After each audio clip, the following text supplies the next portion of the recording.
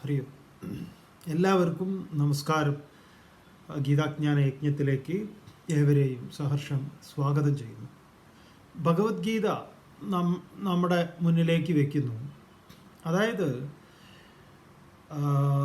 നമ്മുടെയൊക്കെ ജന്മം എന്ന് പറയുന്നത് ചില കൃത്യമായ ചില ഉദ്ദേശങ്ങളോട് കൂടിയാണ്. അതായത് ഒരു തുടർച്ചയാണെന്ന് പറയാം. ഈ തുടർച്ച എന്ന് പറയുന്നത് നമ്മൾ സമാഹരിച്ച് വെച്ചിട്ടുള്ള പൂർത്തീകരിക്കാത്ത നമ്മുടെ സങ്കല്പങ്ങളുണ്ട്. ആ സങ്കല്പങ്ങളെ പൂർത്തീകരിക്കാനായിട്ട് നമ്മൾ ഈ യാത്ര ഇങ്ങനെ നടത്തിക്കൊണ്ടിരിക്കും. ഈ യാത്ര എന്ന് തുടങ്ങി എന്ന് ചോദിച്ചു കഴിഞ്ഞാൽ ഇത് പ്രപഞ്ച ആരംഭത്തിൽ തുടങ്ങിയതാണ്. ഇപ്പോൾ ഉപനിഷത്തിൽ ഇതിന് വളരെ ഈ പ്രപഞ്ചത്തിൻ്റെ സൃഷ്ടിയെക്കുറിച്ച് പറയുമ്പോൾ ഈ വൈവിധ്യങ്ങളായ സൃഷ്ടികൾ എങ്ങനെയാണ് രൂപപ്പെട്ടിട്ടുള്ളത് എന്നുള്ളതിനെക്കുറിച്ച് ഒരു ഉപനിഷത്തിലെ പരാമർശം ഇങ്ങനെയാണ്: സോ അകാമയത ബഹുസ്യാം പ്രജായേമ ഇതി തത് ഐക്ഷത. അവൻ സങ്കൽപ്പിച്ചു, ആഗ്രഹിച്ചു. ബഹുസ്യാം പ്രജായേമ ഇതി, എനിക്ക് പലതാകണം എന്നാഗ്രഹിച്ചു. ഏതൊന്നാണോ ഈ പ്രപഞ്ചത്തിൻ്റെ പരമകാരണമായിട്ടുള്ളത് അത്. നമ്മൾ ഈ സയൻസിൽ ബിഗ് ബാങ് തിയറിയും ബിഗ് ക്രഞ്ചും ഒക്കെ പഠിക്കുന്നുണ്ടല്ലോ. ഉപനിഷത്ത് ഇങ്ങനെ ഒരു തിയറി വയ്ക്കുക, അത് സങ്കല്പിച്ചു. എന്താവണം? ബഹുസ്യാം പ്രജായേമ, എനിക്ക് തദൈക്ഷത്, അതാഗ്രഹിച്ചു. സോ അകാമയത, അങ്ങനെ രണ്ട് പ്രയോഗങ്ങളുണ്ട് ഉപനിഷത്തിൽ, വേദത്തിൽ. അപ്പം അതാഗ്രഹിച്ചു, അത് സങ്കല്പിച്ചു. അങ്ങനെ എന്തുണ്ടായി? അതിൽ നിന്ന് ഈ പറഞ്ഞ പഞ്ചമഹാഭൂതങ്ങൾ, ആകാശം സങ്കല്പിച്ചു. വായു സങ്കല്പിച്ചു. അഗ്നി സങ്കല്പിച്ചു. ജലം സങ്കല്പിച്ചു. ഭൂമി സങ്കല്പിച്ചു. വൃക്ഷലതാദികൾ സങ്കല്പിച്ചു. ഫലമൂലാദികൾ സങ്കല്പിച്ചു. പ്രജകൾ പല, നമ്മളും സങ്കല്പിക്കുന്നു എനിക്ക് പലതാകണം. അങ്ങനെ ഞാനിതിങ്ങനെ തുടർന്നുകൊണ്ടിരിക്കും. ഇതാണ് അതിൻ്റെ ഒരു ക്രമം പറയുമ്പോൾ പറയാം. അപ്പം എൻ്റെ ആഗ്രഹങ്ങൾ ഈ ശരീരം കൊണ്ട് പൂർത്തീകരിക്കപ്പെടാതെ ഈ ശരീരം ഉപേക്ഷിച്ച് വിട്ടുപോകുമ്പോൾ അതെല്ലാം പൂർത്തീകരിക്കുന്നതിനായിക്കൊണ്ട് ഞാൻ വീണ്ടും ഈ യാത്ര തുടരും. ഇതാണ് ഗീത മുന്നോട്ട് വയ്ക്കുന്ന പുനർജന്മ സിദ്ധാന്തം. ഇനി ഈ യാത്ര ഒരാൾക്ക് നിർത്താൻ സാധിക്കുമോ എന്ന് ചോദിച്ചാൽ സാധിക്കുന്നു. അതിനാണ് ഈ മോക്ഷം എന്ന് പറയുന്നത്. അപ്പം അതിൻ്റെ എല്ലാ വളരെ ഒരു വിശദമായ ചർച്ചയാണ് ഈ 14-ാം അധ്യായത്തിൽ നടക്കുന്നത്. അപ്പം ഭഗവാൻ ഗീതയിൽ പറയുന്നു, ഗുണങ്ങളാണ് ഒരു വ്യക്തിയുടെ വ്യക്തിത്വത്തെ, സംസ്കാരത്തെ, പെരുമാറ്റത്തെ, വാക്ക്, പ്രവൃത്തി സകലതിനെയും നിശ്ചയിക്കുന്നത്. ഗുണങ്ങളാണ്. ഈ ഗുണങ്ങൾ സത്വവും രജസും തമസ്സുമാണ്. ഇത് ഒന്ന് കൂടിയതാണ്, ഒന്ന് കുറഞ്ഞതാണ്, ഒന്ന് മോശമാണ് എന്നൊരഭിപ്രായം ഭഗവാൻ എവിടെയും അവതരിപ്പിച്ചിട്ടില്ല. ഇനി മുന്നിലേക്ക് വരുമ്പോൾ അതിനൊരു കൂടുതൽ വ്യക്തത നൽകുകയും ചെയ്യും. പക്ഷേ നമ്മളിൽ പലരും സത്വഗുണമാണ് അങ്ങനെ പ്രൊമോട്ട് ചെയ്യുന്നത്, രജോ ഗുണം. തമസിനെ നമ്മൾക്ക് പ്രൊമോഷനൊന്നുമില്ല. എങ്ങനെയാണ് അത് അറിയേണ്ടതെന്നൊക്കെ ഈ വരുന്ന ശ്ലോകങ്ങളിൽ അത് പറയുന്നുണ്ട്. അപ്പോൾ ഇവിടെ പറഞ്ഞു വെച്ചത്, ഈ അധ്യായത്തിൽ പറയുന്നത് ഈ ഗുണങ്ങൾ എങ്ങനെയാണോ, ഈ ഗുണങ്ങളാൽ നാം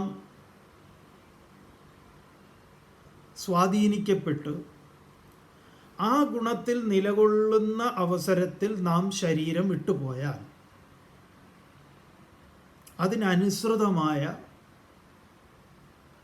കർമ്മങ്ങളെ പൂർത്തീകരിക്കുന്നതിനായിക്കൊണ്ട് ജനിക്കുന്നതാണ്. അപ്പോൾ ഇതിൽ സത്വഗുണത്തെയും രജോ ഗുണത്തെയും തമോ ഗുണത്തെയും പറഞ്ഞു. 2 ശ്ലോകങ്ങളെ കൊണ്ട് 14ഉം 15ഉം ശ്ലോകങ്ങളെ കൊണ്ട് യഥാ സത്വേ പ്രവൃദ്ധേതു പ്രളയം യാതി ദേഹഭൃത് തതോത്തമ വിധാം ലോകാൻ അമലാൻ പ്രതിപദ്യതേ. നമ്മൾ ചർച്ച ചെയ്തതാണ്. സത്വഗുണം വർദ്ധിച്ചിരിക്കുമ്പോൾ ഒരാൾ മരിക്കുന്ന സമയത്ത് അവർ അമലാൻ ലോകാൻ പ്രപദ്യത, അവരങ്ങനെയുള്ള ശാശ്വതമായ മാലിന്യരഹിതമാർന്ന ലോകങ്ങളെ പ്രാപിക്കുന്നു. രജസി പ്രളയം ഗത്വ കർമ്മസംഖിഷു ജായതേ തഥാ പ്രലീനസ്തമസി മൂഢയോനിഷു ജായതേ. അപ്പം രജോ ഗുണം വർദ്ധിച്ചിരിക്കുന്ന സമയത്ത് മരണം സംഭവിക്കുമ്പോഴോ കർമ്മസംഖിഷു ജായതേ, കർമ്മങ്ങളിൽ സംഘമുള്ള, കാശുണ്ടാക്കലും അതും ഇതുമൊക്കെ തന്നെ, അതിൽ കെട്ടി മറയുന്ന അതിനനുസൃതമായിട്ടുള്ളതിനെ ജനിക്കുന്നു. തഥാ തമസി പ്രലീനഃ, എന്നാൽ തമസിനെ, തമോ ഗുണം വർദ്ധിച്ചിരിക്കുന്ന സമയത്ത് ദേഹം ഉപേക്ഷിക്കുന്ന ഒരാളാണെങ്കിലോ മൂഢയോനിഷു ജായതേ, വിഡ്ഢികളുടെ എന്താണ് സ്വർഗത്തിൽ ഈ വിഡ്ഢികളുടെ ഇടയിലേക്ക് അവർ ജനിക്കുന്നു. അപ്പോൾ ഈ മൂഢയോനിഷു എന്ന് പറയുന്നതിന് ജാതിയുമായിട്ടോ മതമായിട്ടൊന്നും ബന്ധമില്ല. അവരുടെ ചെയ്തികളും വാക്കുകളും ഒക്കെ അങ്ങനെയുള്ളതാണ്. ചിലരെയൊക്കെ കണ്ടിട്ടില്ലേ നമ്മൾ, അവരുടെ യൂണിവേഴ്സിറ്റി എന്ന് പറയുന്നത് വാട്സാപ്പ് യൂണിവേഴ്സിറ്റിയാണ്. അതാണ് അവർക്ക് ആധികാരികത. യുദ്ധം, ഇന്ത്യ പാക് യുദ്ധമൊക്കെ അവസാനിച്ചു, പക്ഷേ സോഷ്യൽ മീഡിയയിലും ചാനലിലും ഒക്കെ യുദ്ധം തുടർന്നുകൊണ്ടിരിക്കുക. എന്തൊക്കെയാണെന്നറിയോ ഓരോ ചാനലുകൾ എഴുതി പിടിപ്പിച്ചത്.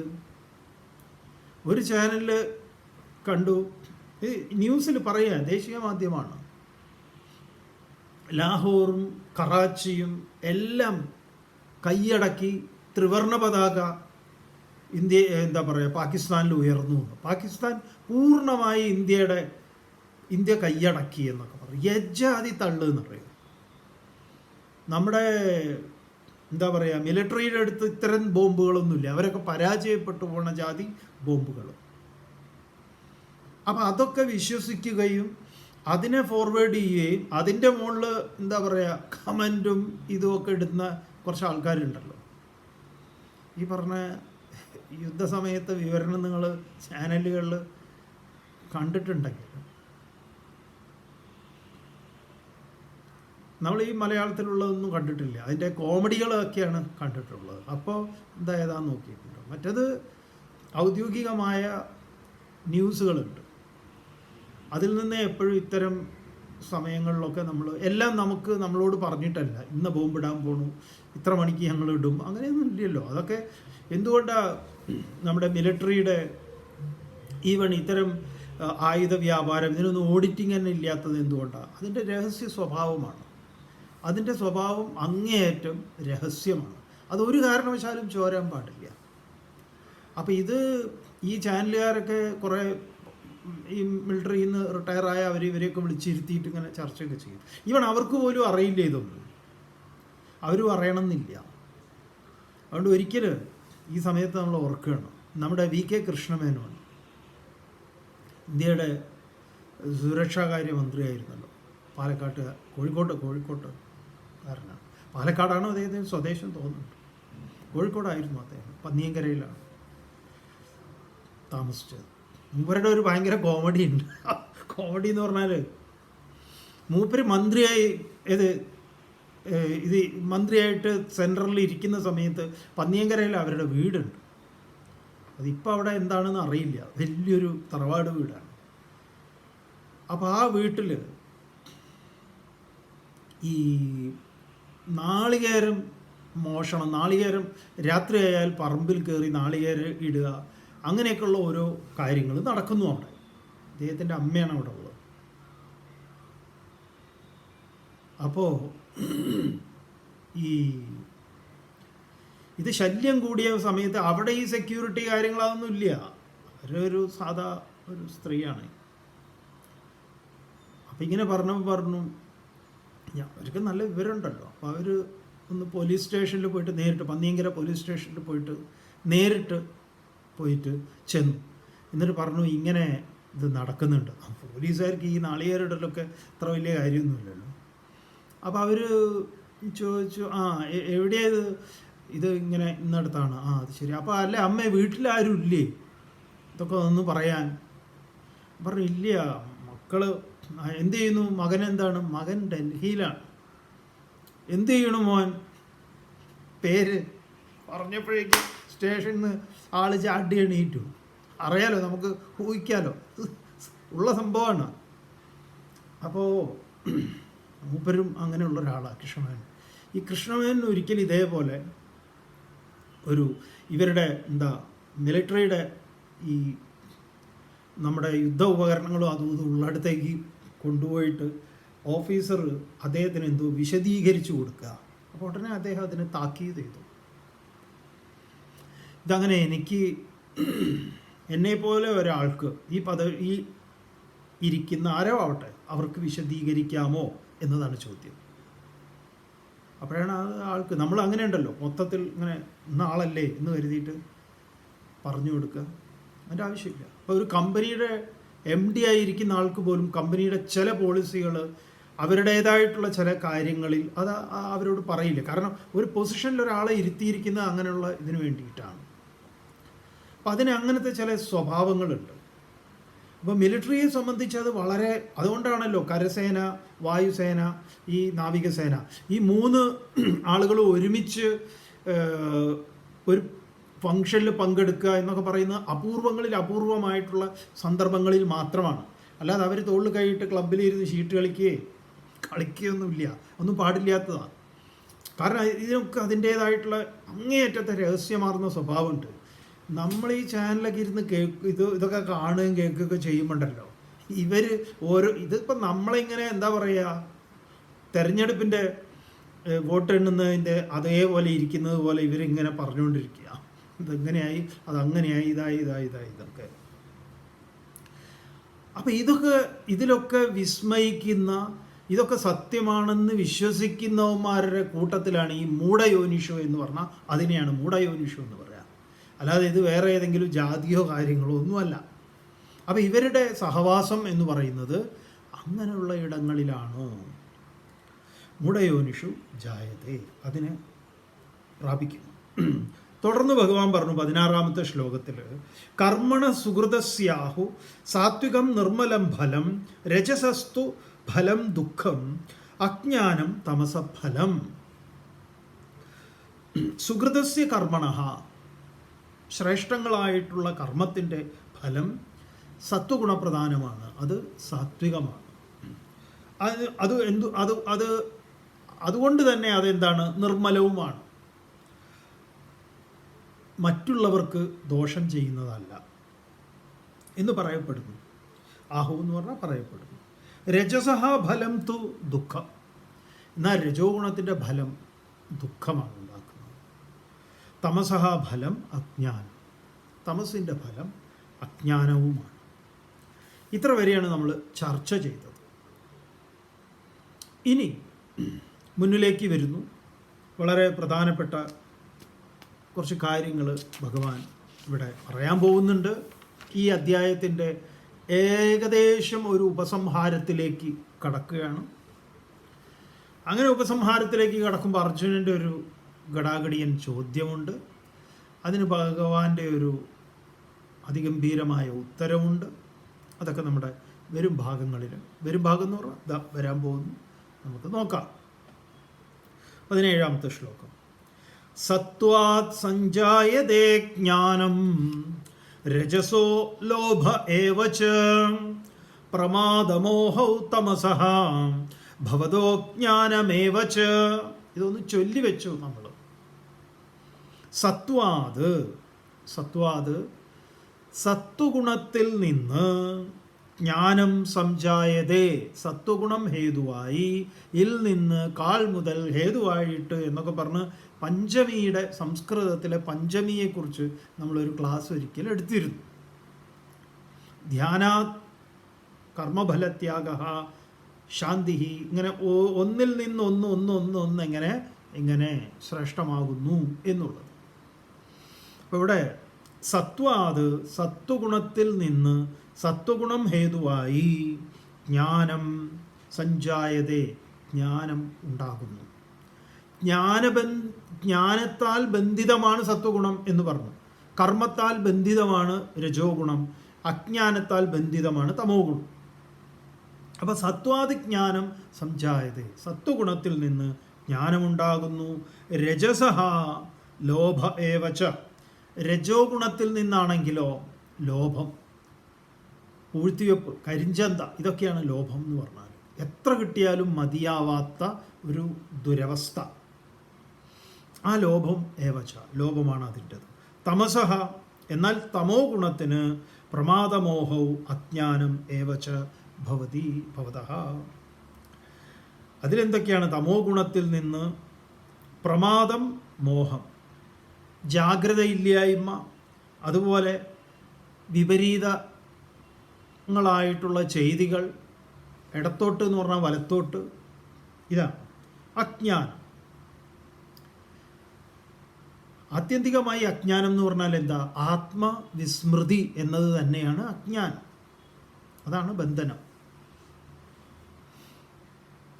തന്നിൽ നിന്ന് അന്യമായി പലതുണ്ട് എന്ന ധാരണ, അതാണ് അജ്ഞാനം, അവിദ്യ എന്നൊക്കെ പറയുന്നത്.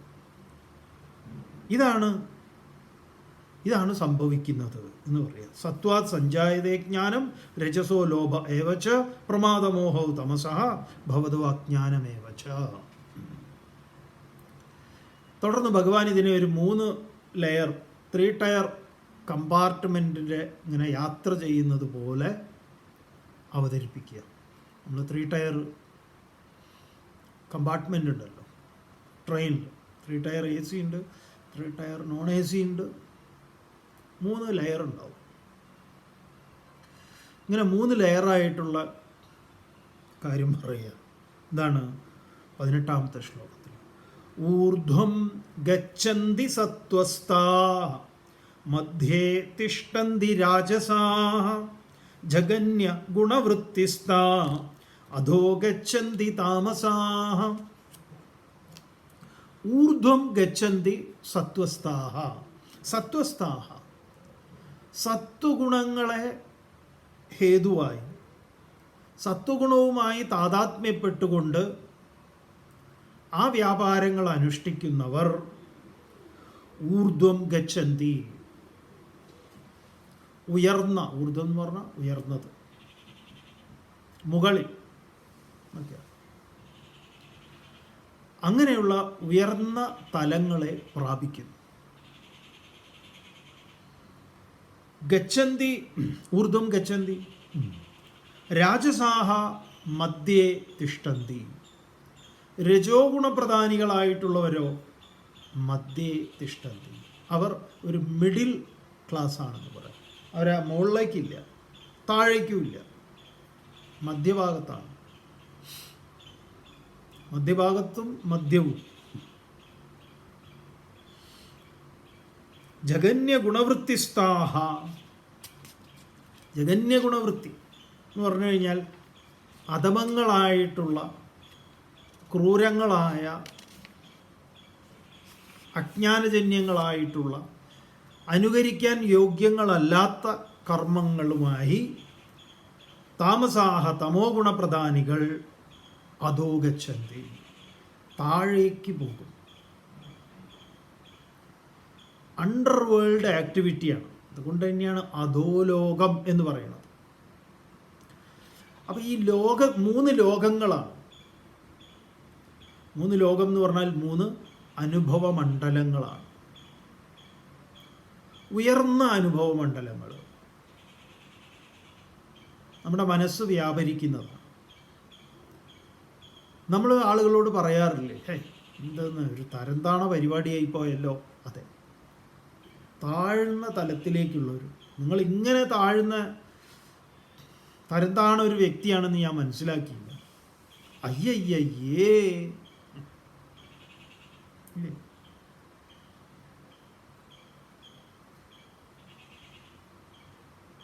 എന്ത് തരംതാണ് പ്രവൃത്തി? ഫാമിലി ഉദാഹരണം പറയണേ, ഇതൊക്കെ നമ്മൾ മാറി നിന്ന് നിരീക്ഷിച്ചിട്ടുണ്ട്. അതുകൊണ്ട് പറയണം, ഒരു ഫാമിലി ആയിട്ട് പോവുക, ഭാര്യ, ഭർത്താവ്, മക്കള്. ഈ കുട്ടികൾ എന്ന് പറഞ്ഞു കഴിഞ്ഞാൽ ഒരു +2 ഡിഗ്രിയൊക്കെ പ്രായമുള്ള കുട്ടികളാണ്. പിന്നെ ഭാര്യയുടെ അനിയത്തി ആരൊക്കെ ഉണ്ട്, ഒരു 5-8 ആൾക്കാർ.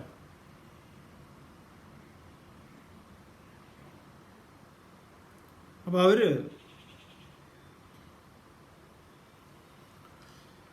ഒരു ബസ് സ്റ്റോപ്പിൽ ബസ് ഇറങ്ങി, എന്നിട്ട് ക്രോസ് ചെയ്ത്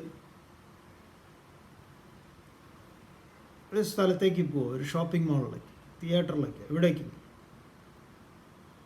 അപ്പോൾ ഇതിലെ മെയിൻ ആള് 1 മിനിറ്റ് ഞാനിപ്പോൾ വരാം എന്നും പറഞ്ഞാൽ അവിടെ റോഡ് സൈഡിൽ മൂപ്പര് മതിലിന് ചേർന്ന് മൂത്രമൊഴിക്കാൻ പുറപ്പെട്ട് കഴിഞ്ഞാൽ, അങ്ങനെ മൂത്രമൊഴിക്കുന്നത് ഈ ബാക്കിയുള്ള ഇത്രയും പേർക്ക് അവർക്ക് എന്തുണ്ടാക്കും? പ്രത്യേകിച്ച് ഈ പിള്ളേർക്കൊക്കെ അല്ലേ, ചിലർക്കത് പരിചയമായിരിക്കും. ചിലപ്പോൾ വേണമെങ്കിൽ മൂപ്പർക്ക് കമ്പനി കൊടുക്കാൻ ബാക്കിയുള്ളവരും പോകും. അങ്ങനെയാണെങ്കിൽ പിന്നെ നമ്മൾ ഇതിനെക്കുറിച്ച് പറയുന്നില്ല, വിഡ്രോ ചെയ്തു.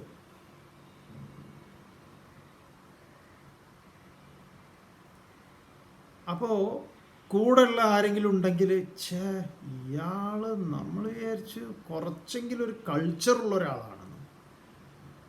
എന്ത് തരംതാണ പരിപാടിയാണ്. അങ്ങനെ മൂപ്പരവിടെ മുണ്ടൊക്കെ എന്താ പറയുക മൂത്രമൊഴിച്ചിട്ട് ഇങ്ങോട്ട് വരുമ്പോണ്ട് ആരോ വരുന്നുണ്ട്, മൂപ്പരെ പരിചയമുള്ള. എന്നിട്ട് മൂപ്പർക്ക് ഷെയ്ക്കൻ്റെ ഒക്കെ കൊടുക്കും.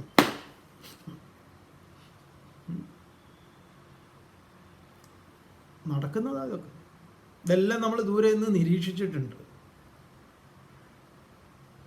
അപ്പോൾ ആ കൂടെ ഉള്ളവരുടെ ഒരു വെപ്രാളം, ഒരു അവസ്ഥ, മാനസികാവസ്ഥ, അതും നിരീക്ഷിച്ചിട്ടുണ്ട്. അപ്പം ഇത്തരം പ്രവൃത്തികൾ ചെയ്യുന്ന ഇയാൾ ചിലപ്പോൾ എന്താ പറയുക, ഉന്നത കുലജാതനൊക്കെ ആയിരിക്കും, കുലപുരുഷനും ആയിരിക്കാം. പക്ഷെ കർമ്മങ്ങൾ എന്താണ്? അതോ ഗച്ഛന്തി. അതായത് ഈ വർത്തമാന ലോകത്തിൽ നമ്മുടെ ചുറ്റുപാടിൽ എങ്ങനെയാണ് ഈ 3 ലോകങ്ങൾ?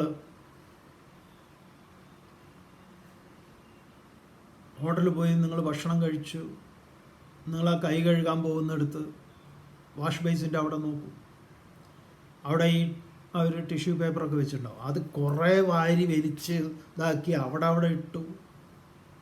ചെയ്യുന്ന കാണുമ്പോൾ തന്നെ പേടിയോ. ഒരു ഇനി വാഷ്റൂം ഉപയോഗിച്ച് പുറത്തേക്ക് വരുമ്പോൾ വേറൊരാൾ കയറുമ്പോൾ പറയാം ഇങ്ങോട്ട് ചെയ്തു വെച്ചതാണ് എന്നുള്ളത്.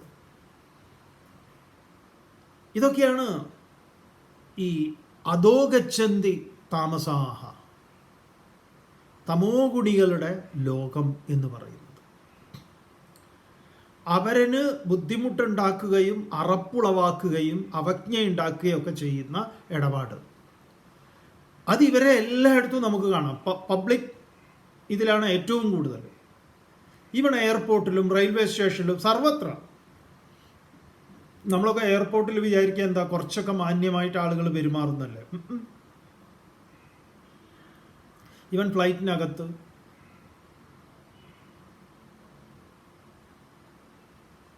ചായ കുടിച്ചിട്ടൊക്കെ ഗ്ലാസ് അതിൻ്റെ ഉള്ളിൽ ആ ചായയുടെ ബാക്കിയോട് കൂടി വെക്കും, എന്നിട്ട് അതിന്നിങ്ങനെ ഒലിക്കുക. റെസ്റ്റോറൻറ്റിൽ പോയി കഴിഞ്ഞാൽ ആ ടേബിളിൽ ഞാൻ കാശ് കൊടുക്കുന്നു, ആ ടേബിളൊക്കെ ഇവിടെ ഉള്ള തുടയ്ക്കാൻ ആളുണ്ട്. പക്ഷെ വേറൊരാൾ ഇങ്ങനെ കാണുകയാണെങ്കിൽ തന്നെ വളരെ നീറ്റായിട്ടുള്ള ഗംഭീരമായിട്ടുള്ള എന്താ പറയുക ക്ലോത്തൊക്കെ ഇങ്ങനെ അവർ നല്ല നീറ്റായിട്ട് ഇങ്ങനെ ഇട്ടിട്ടുള്ള ഒരു ടേബിളാണ്, നല്ല വൈറ്റ് ക്ലോത്തൊക്കെ. നമ്മൾ ആ കറി എടുത്ത് അങ്ങോട്ടേക്കൊക്കെ ഒഴിക്കുമ്പോണ്ടല്ലോ, അത് മര്യാദയ്ക്ക് അതിനോട് അടുത്ത് ചേർത്ത് വെച്ച് പ്ലേറ്റ് ചേർത്ത് വെച്ച് ഇതാക്കുക. ഇനി കഴിച്ചു കഴിഞ്ഞാൽ തന്നെ അതൊരു മര്യാദയിൽ ഇതൊക്കെ പ്ലേറ്റ് എടുക്കാൻ വരുന്നവൻ കാണുമ്പോൾ നമുക്കൊരു മാർക്ക് ഇടും. എവിടുന്ന് കയറി വരുന്ന ഇജാതി എണ്ണങ്ങളൊക്കെ.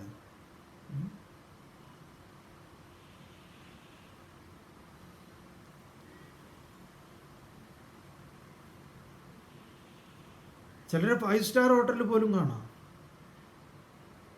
അവിടെ രാവിലെ ബ്രേക്ക്ഫാസ്റ്റ് ബൊഫേ ആയിരിക്കും, അങ്ങനെ വെച്ചിട്ടുണ്ടാവും. എല്ലാറ്റിലും തുറന്നു നോക്കി അവിടുന്ന് എടുത്ത് മണത്തു നോക്കി. അതൊക്കെ ഒരിക്കലും ചെയ്യാൻ പാടില്ലാത്ത കാര്യങ്ങൾ.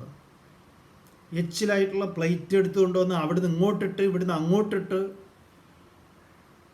കാരണം ഇവൻ കാശ് കൊടുത്തതിന് ഇവൻ കാശ് കൊടുത്തിട്ടുണ്ട്, ഇവന് പിന്നെ കുറേ ധനമുണ്ട്, അതുകൊണ്ട് ഇവൻ്റെ എല്ലാ നെറികേടും നാട്ടുകാർ മൊത്തം സഹിക്കണം എന്നാണ്. അതൊക്കെ കാണുമ്പോൾ നിങ്ങൾ മനസ്സിലാക്കിക്കോളൂ,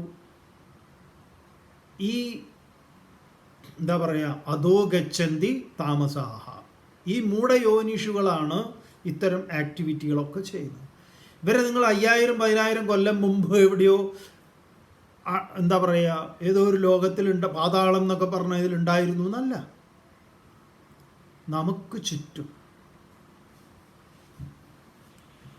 അപ്പം അതുകൊണ്ട് നമ്മൾ വീട്ടിലാണെങ്കിലും ഇതൊക്കെ കുട്ടികളെ ഒക്കെ ഒരു ഡൈനിങ് ടേബിളിൽ നമ്മൾ പാലിക്കേണ്ടുന്ന മര്യാദകളും അത് എങ്ങനെയാണ് അത് നമ്മുടെ ശീലമാകുന്നതും അത് പുറത്തു പോയി കഴിഞ്ഞാലും നമ്മളത് ശീലമാക്കേണ്ടതൊക്കെ പഠിപ്പിക്കേണ്ടതുണ്ട്.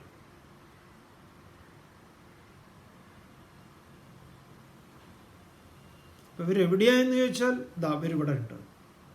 ഊർധ്വം ഗച്ഛന്തി സത്വസ്ഥാഹ, സത്വഗുണപ്രധാനികളായിട്ടുള്ളവരോ അവരൊക്കെ ആ രീതിയിലാണ്. ഒരു പത്രം വായിച്ചു കഴിഞ്ഞാൽ പോലും അത് മര്യാദയ്ക്ക് മടക്കി വെക്കും. ആ പത്രം കണ്ടു കഴിഞ്ഞാൽ അത് മറ്റൊരാൾ തുറന്നതാണെന്ന് പോലും തോന്നില്ല. തമോ ഗുണി പിന്നെ തുറക്കില്ല. വല്ലവരും വായിക്കുകയാണെങ്കിൽ അതിൻ്റെ പിറകിൽ പോയി എന്ന് നോക്കും എന്തെങ്കിലും ഉണ്ടോ. അവർ ചോദിക്കും എന്താ വേണോ.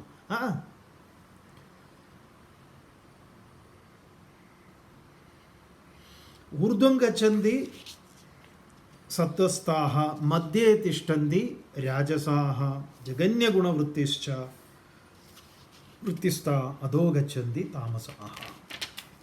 ഇങ്ങനെ 3 നിലയിൽ 3 ടയറിൽ സമൂഹത്തെ ഗീത വിഭജിച്ചിരിക്കുന്നു. എങ്ങനെയാണോ നമ്മുടെ റെയിൽവേ 3 ടയർ ആക്കിയത്. ഇപ്പോൾ മുകളിൽ കയറി പോവുക എന്ന് പറഞ്ഞാൽ കുറച്ച് ബുദ്ധിമുട്ടുള്ളതാണ്, ഏറ്റവും മുകളിൽ കയറൽ. അതുകൊണ്ട് പ്രായമായിട്ടുള്ളവരൊന്നും മുകളിലേക്ക് കയറാറില്ല. കാരണം അഥവാ അവർക്ക് സീറ്റ് മുകളിലാണ് കിട്ടിയെങ്കിൽ താഴെ അങ്ങനെ ഇരിക്കും. ആരാണ് അടുത്ത നമ്മുടെ മുകളിലെ അല്ല താഴത്തെ ആരാണ് നോക്കാൻ വേണ്ടി. അങ്ങനെ ഒരു അഡ്ജസ്റ്റ്മെൻറ്റിലൊക്കെ നല്ല താഴെയാവും. നടുവിലുള്ളവൻ്റെ കാര്യമാണ് അതിലേറെ കഷ്ടം. കാരണം ഈ അടി കിടക്കുന്നവൻ നേരത്തെ എണീറ്റിട്ട് പിന്നെ മൂപ്പർക്ക് ഇരിക്കണം. ഇരിക്കണമെങ്കിൽ ഈ നടുവിലിരിക്കുന്നവൻ്റെ മടക്കാതെ ഇരിക്കാനും പറ്റില്ല. ഇത് അടിയിൽ കിടന്നല്ലോ എന്നാവും.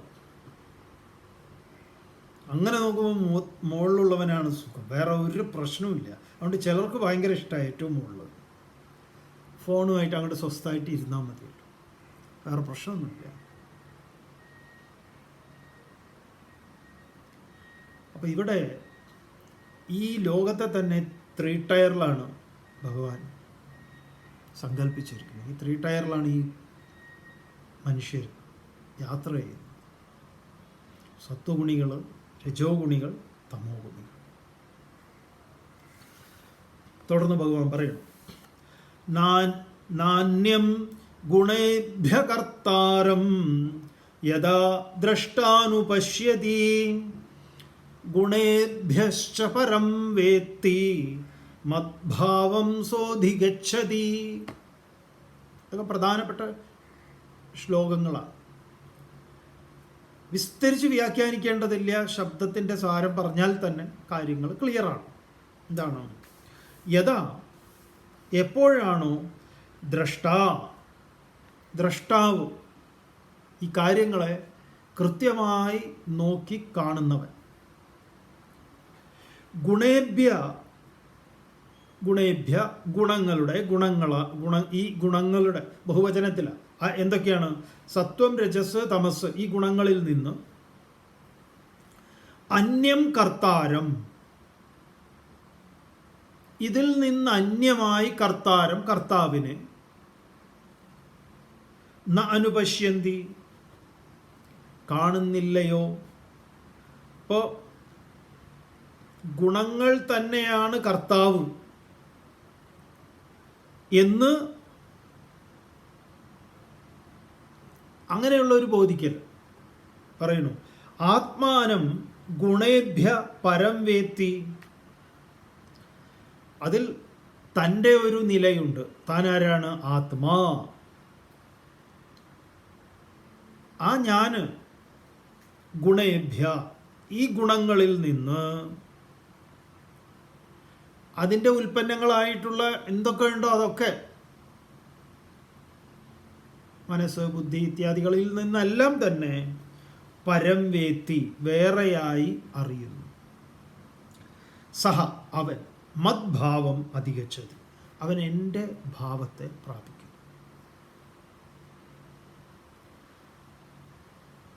ഇവിടെയാണ് കൃഷ്ണന്റെ നില പറയുന്നത്. ഇവിടെയാണ് ഞാൻ. നമ്മളും ഞാൻ ഈ ഗുണങ്ങളാണോ? അല്ല. എന്നിൽ നിന്നാണ് ഇതൊക്കെ, പക്ഷെ ഞാനതല്ല. ഇത് മുമ്പ് പറഞ്ഞതാണ്.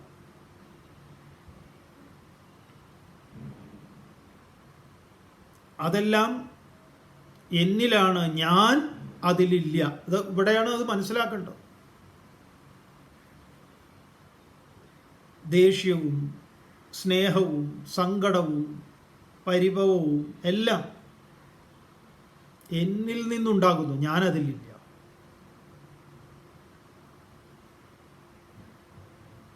തിരയും നുരയും പതയും കുമിളയും എല്ലാം എന്നിൽ നിന്നാണ്. ആര് പറയണ? ജലം പറയണത്. ഞാൻ എന്ന് പറഞ്ഞു കഴിഞ്ഞാൽ കേവലം കുമിളയും പതയും നുരയൊന്നുമല്ല, ഞാനിതിന് മുഴുവൻ ആധാരമാണ്.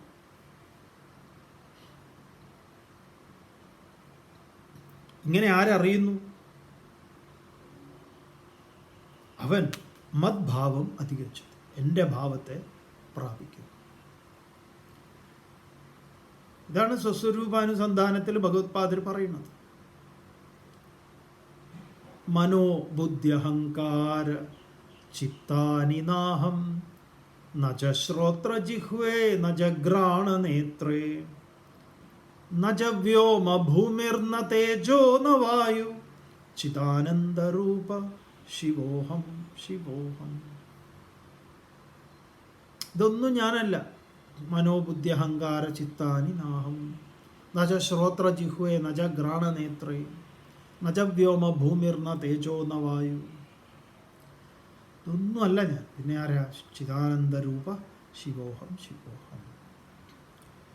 ഞാൻ ഇതിൽ നിന്നൊക്കെ അന്യമായിട്ടുള്ള ചിദാനന്ദ രൂപമാണ്. ഭഗവാൻ തുടരുന്നു. ഗുണാനേതാനതീത്യത്രീൻ ദേഹി ദേഹസമുദ്ഭവാൻ ജന്മ മൃത്യുജരാ ദുഃഖൈഹി വിമുക്തോ അമൃതമശ്നുതേ.